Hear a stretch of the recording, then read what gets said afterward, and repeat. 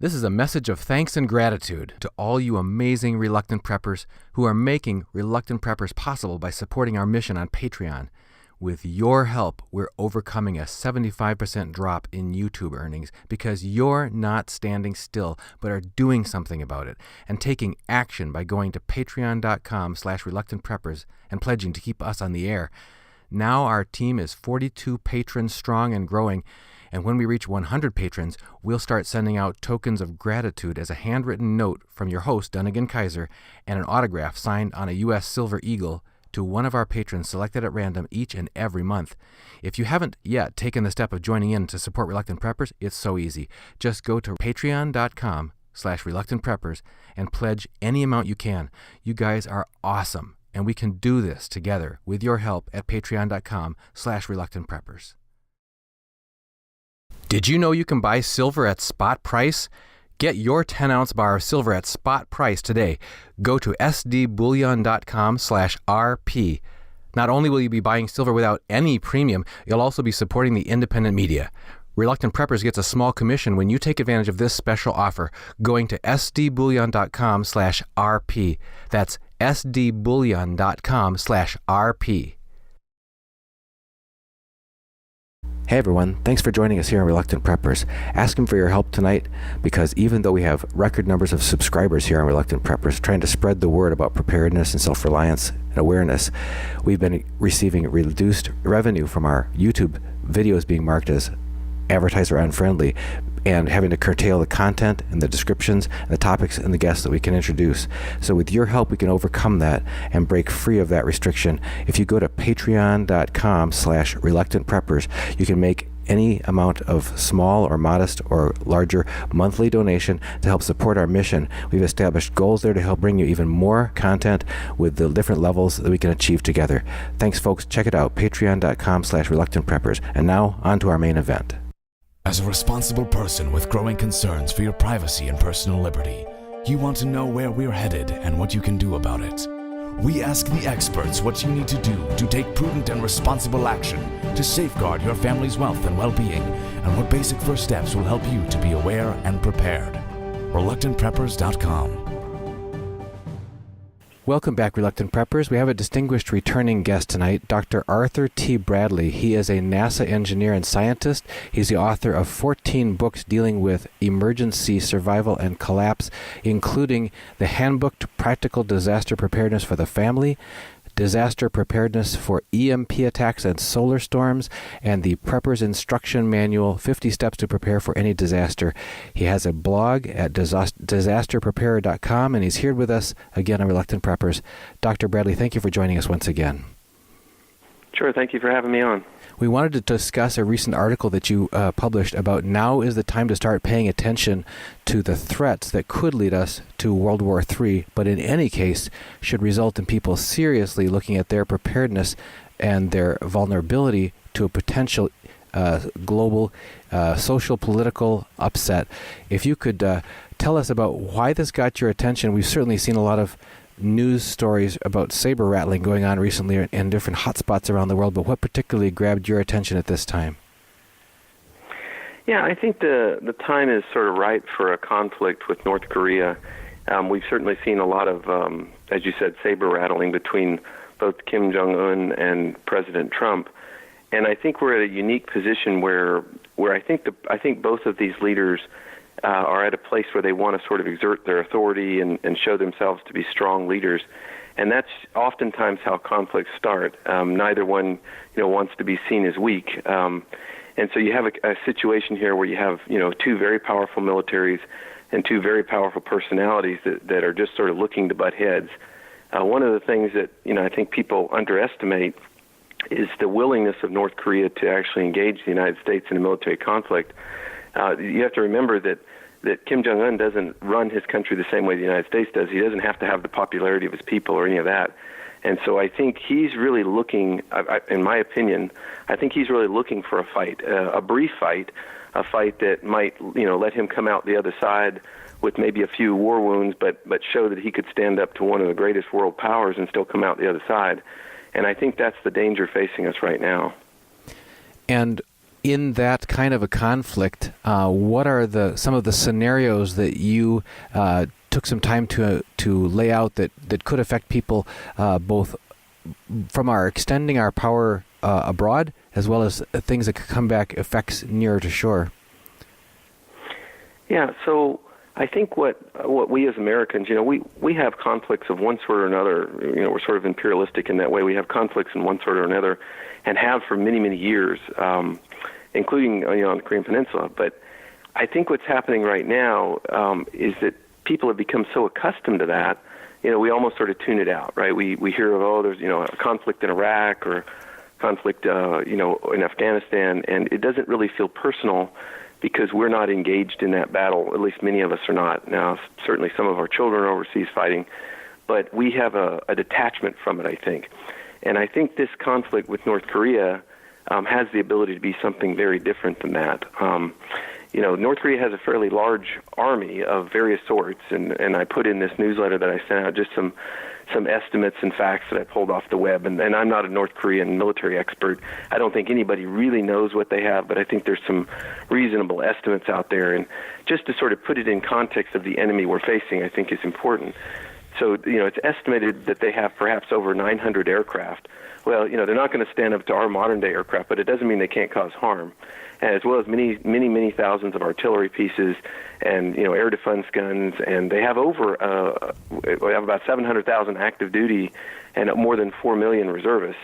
Again, now we've learned from other battles that, when push comes to shove, a lot of people turn and run when they're facing a superior opponent. But again, this is a different kind of entity, right? These aren't people that necessarily maybe even feel they can turn and run, short of losing their own lives anyway. So, and they have submarines and naval vessels and lots of things. But what I wanted to draw people's attention to is, they also have, as we know, they're developing, a nuclear program, and they have certainly demonstrated themselves capable of detonating a nuclear warhead. And they also have huge arsenals of chemical and biological weapons. So there's some of the leaders in the world, in fact, of stockpiling these horrible weapons, everything from sarin gas to, the plague, for example. And so I'm only setting the stage of what the enemy is that we face. This is not a conventional enemy, and they wouldn't fight like a conventional enemy. And so what I tell people is that when, as we go to assess what our threats are here in the mainland United States, you have to think about first, what is my enemy out there and how is he thinking? So that's sort of the description of the enemy. Now, how is he thinking? I think people need to realize that this is not a leader who in any way would try and engage the United States in a front-on-face attack, right? He knows he's not going to win that war. Instead, this is an intelligent military machine that's had a few decades now to prepare for a battle with the United States, and they're not going to fight a conventional war. So as we talk about impacts to the U.S., I think everybody ought to think about that. Put on the nastiest hats you can think of and think about what you would do in his shoes if you really wanted to cause some kind of mayhem. And I think then you start getting in his mindset. You mentioned in your article some specific scenarios. Do you want to go ahead and pose a few that people might want to consider and how they could affect us both? Not only, any serious conflict that our country would be involved in affects us morally, and it affects our relationship with other countries around the world. And that can play out through generations, but it also affects us economically, and it can also affect us directly and domestically. Can you just run through a few of the scenarios and how those might play out? Sure. Yeah, absolutely. So as we go, I sat down for 30 minutes and I put on my nasty hat and I said, well, if I were him, what would I do to essentially win this battle, win this conflict with the United States? Now, understand, he's not planning on, he would not be thinking in any mind that he would defeat the entire United States. What he needs to do is cause enough disruption to the world that our allies essentially put pressure on the United States to back off, right? That he's causing so much damage and mayhem to the world that we're better off dealing with him in another way. That would be his ultimate goal. And if he could succeed in that, if we engaged in the conflict and we ultimately backed off short of completely defeating him, he would have won. No doubt about it, he would have won. And forever he would be known as sort of the man who stood up to the United States and managed to come away from it. So I sat down for 30 minutes and said, well, how would I do that if I were in his shoes and I had sort of his arsenal at my disposal? What kind of things could I come up with? And here, I'll just give you a few of mine. Certainly, everybody talks about the massive attack he could bring upon Seoul or even upon Tokyo. two very important institutions to the United States, close allies, financial districts, huge impacts financially, I think, as well as a great loss of life. So certainly those two he could bring, devastating effects upon, including perhaps nuclear weapons upon them. And so conventional, Dr. biological... Bradley, let me interrupt for a second. We just had a power outage where I am. I just need to make sure everything's okay here. Looks like I'm okay. Okay, the sure. network's okay on battery backup, but let me just see how everything is. I'll be right back. Well, we interrupted our broadcast here because we actually had a complete power failure in the middle of a thunderstorm here, and all our lights are out. Our internet, our laptops are still running on battery. Our internet router is still working on battery backup, and my wife was alerting me to some loud sounds. One was the alarm from our large battery backup on our larger computer. Also downstairs in our basement, we have a backup water-powered sump pump. So because our electric sump pump is out, but a water-powered sump pump kicked in, and that makes, in the check valve and everything, makes a big loud sound. So actually, we're pretty stable at the moment as long as our battery backups hold out on our router, so we can continue. But I just wanted people to know some of the backup provisions we had put in place. Looks like they're actually helping us through this outage. Who knows how long it'll last? So, all right. So I interrupted you. You talked about North Korea's nuclear capability was where you were leaving off.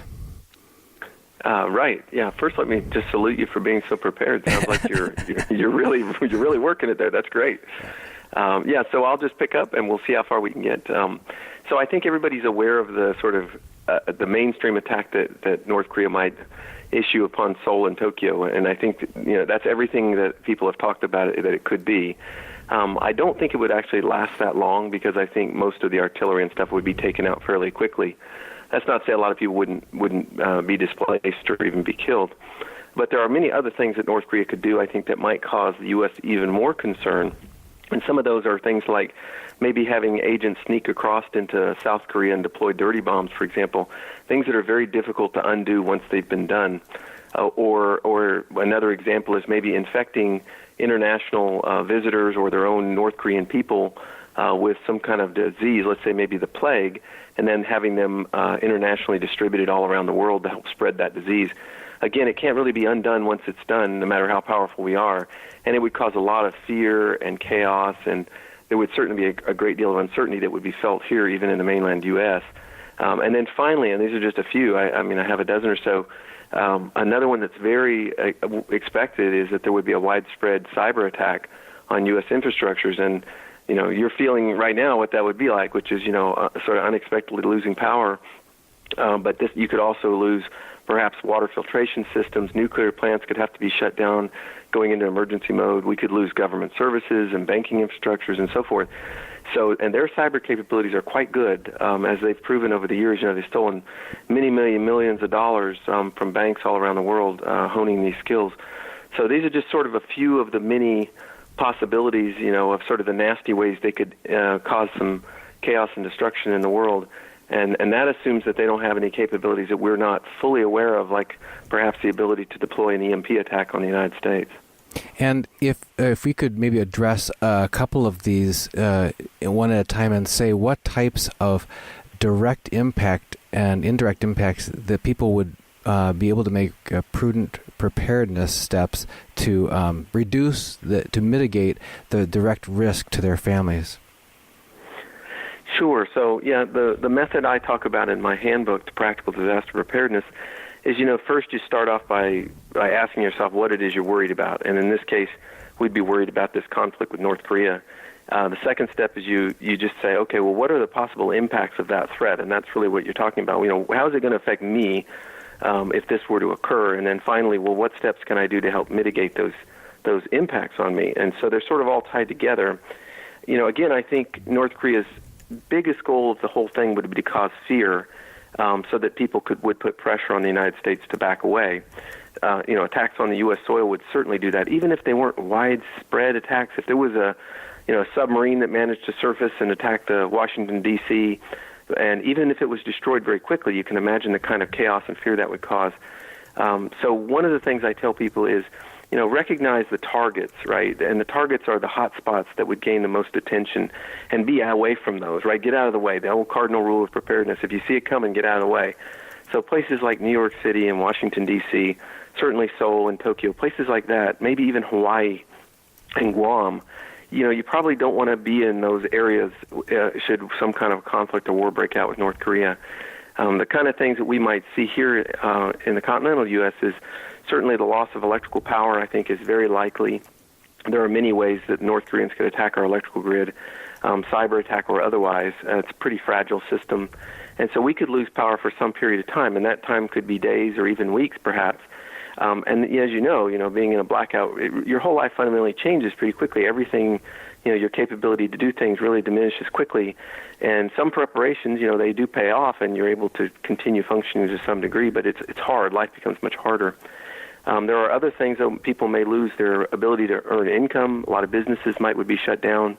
People don't think about that. Without income, everything starts becoming much more pressured. Without the electricity, a lot of our infrastructures would fall very quickly within days.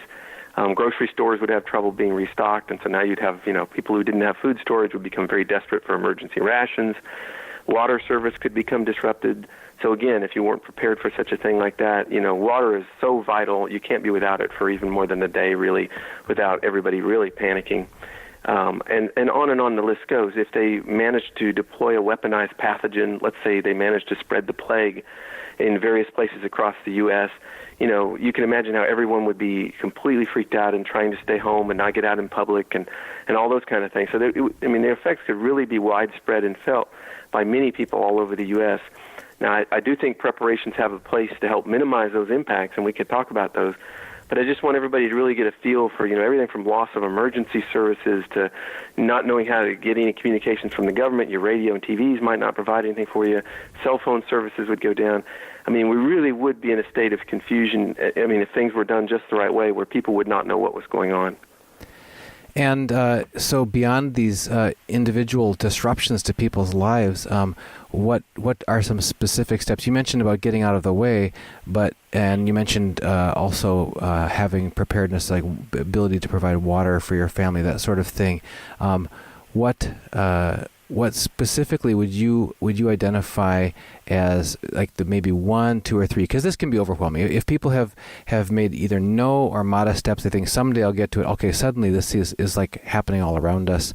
What are 1, 2, or 3 things that you think people should really prioritize as the first steps that they should take if they haven't made any yet? Sure, yeah. So, as you say, preparedness can be very overwhelming. In fact, that's one reason why I wrote the book in the first place was, I started off back in the 9/11 attacks, and I really wanted to become educated. And it really took me a few years, and I grew up in this. It took me a few years to really say, okay, I feel prepared now that we can handle a lot of things. And so it's not something that's done overnight, and I'm sure your listeners, many of them are probably great preppers, and some are maybe beginners.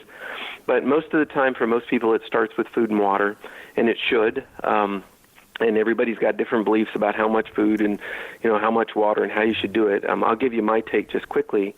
In terms of food, I recommend for most emergencies, for just commonplace emergencies from, hurricanes to earthquakes to whatever, that people store 30 days of non-perishable food.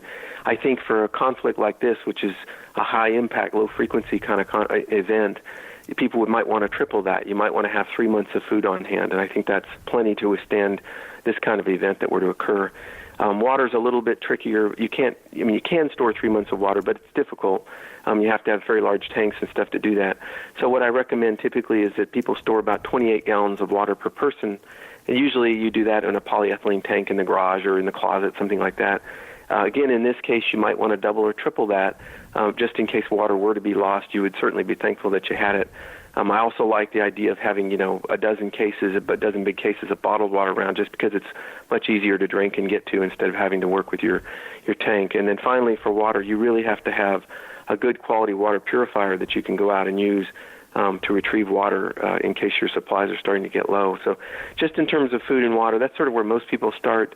And there are many other, needs and emergencies. I sort of outline 13 needs in the book, and I talk about how you would prepare for each of those to be a little bit better prepared for these impacts. One that people think of right away, of course, is protection, and I think that's fine. So, a lot of preppers, myself included, are big gun buffs, and so we have our AR-15s and shotguns and all these other things to protect ourselves and our families. And I think that's great, and I think it's important. But I don't necessarily think that preparedness starts with protection. I think it's one of probably top 3 tenets that you build on, because you have to be able to eat, right? You have to be able to be hydrated as well. So protection certainly folds in there in the top few. The last one I might throw in is that, you need some kind of emergency fund. You need some kind of the absolute, things are going bad. You have some kind of money that you can get on the road with, that if you have to buy services or some kind of emergency supplies, you can. I think you have to have that relatively handy so that you can get it at a moment's notice and go. So, there's a long list of things, but that's sort of a few I think that are important.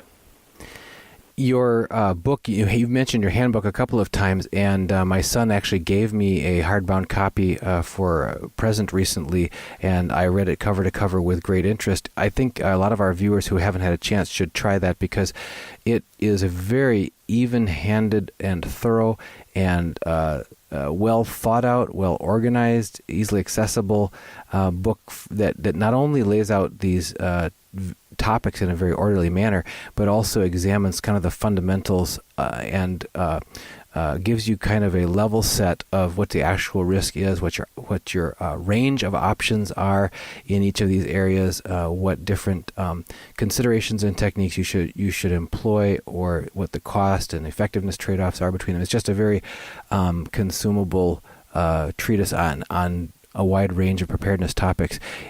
If people want to get a hold of more of your work, find out about your newsletter and so on, where can they find your work? Yeah, they can find all of my books on Amazon. If you just search my name, Arthur Bradley, they'll all pop up. You can also find my books, and you can sign up for the free newsletter on my website. It's disasterpreparer.com, and you can find out there's some free information on there as well about preparing and that sort of thing. So I invite your listeners to go there and check it out. Well, Dr. Arthur T. Bradley, founder and author on disasterpreparer.com, author of over 14 books on the post-collapse and prevention of impact on your family, including the Handbook for Practical Disaster Preparedness for the Family.